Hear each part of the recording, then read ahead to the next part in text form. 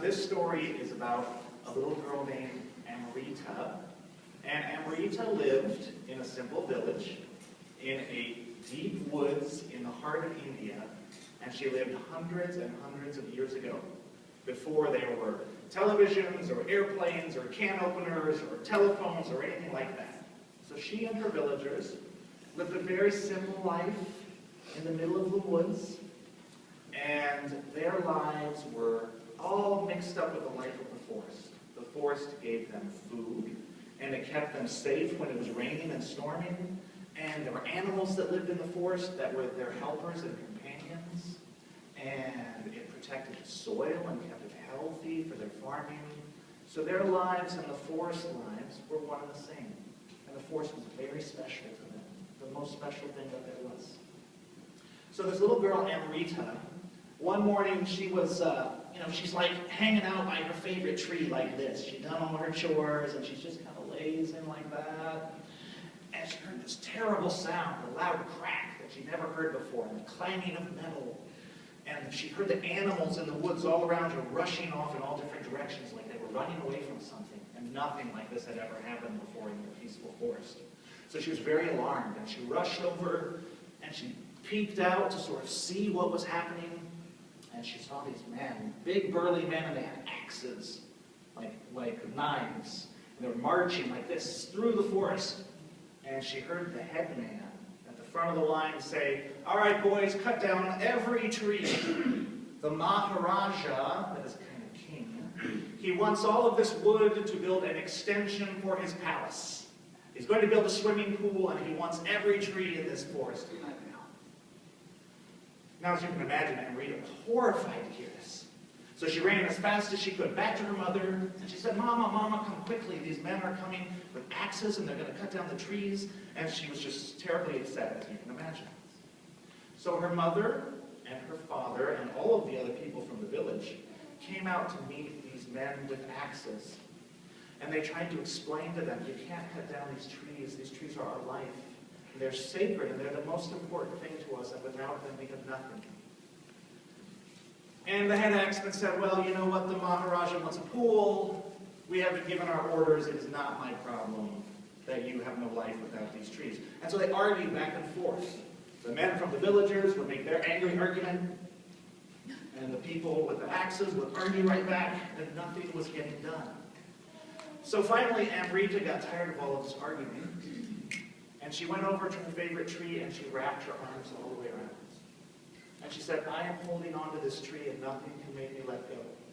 And if you want to cut down this tree, you're going to have to cut down me as well." She was a very brave little girl. And the head axeman tried to scare her, and he tried to pretend like he really was going to do it, but he wasn't. A horrible man. He couldn't do it. So he left, and he left very angrily. He said, "The Maharaja is going to be back, and you're going to be in so much trouble, little girl."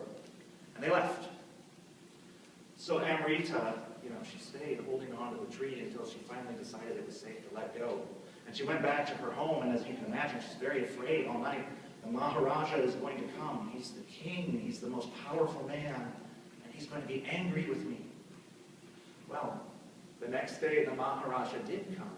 They heard a disturbance through the woods again. And it was the Maharaja riding the greatest horse that anyone had ever seen, with this big train of servants behind him, and he was dressed in the richest clothes, and he had a huge crown, and he was a big, powerful man. And all of the villagers came out to see, including Amrita.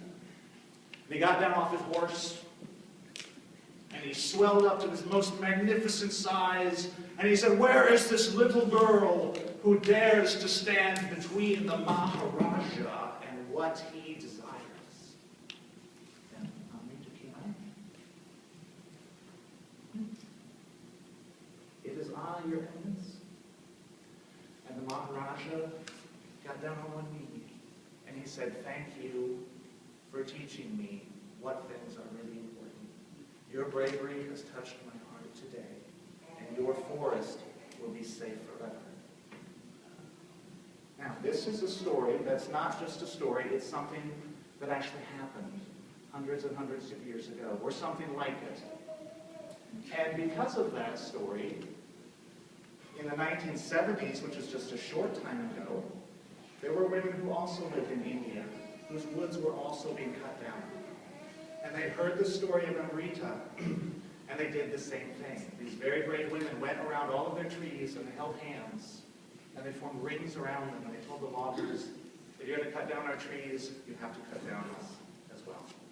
And so the loggers had to meet their demands and protect their forest and protect their life. And you can see pictures of that on the internet if you go out and look at it, of these brave women forming human circles around the trees. So the lesson is, if you speak up for someone who needs help, and if you do what you know is right, and you act bravely, it doesn't just affect you and everyone around you, it affects all people for all time, even hundreds and hundreds of years later. That is the most powerful thing that you can do. So thank you for listening to my story of Amrita, and it is time to go to your classes, so I'll let you go to your big people, and we will sing them out with As You Leave This Friendly Place, the words of which are in your bulletin.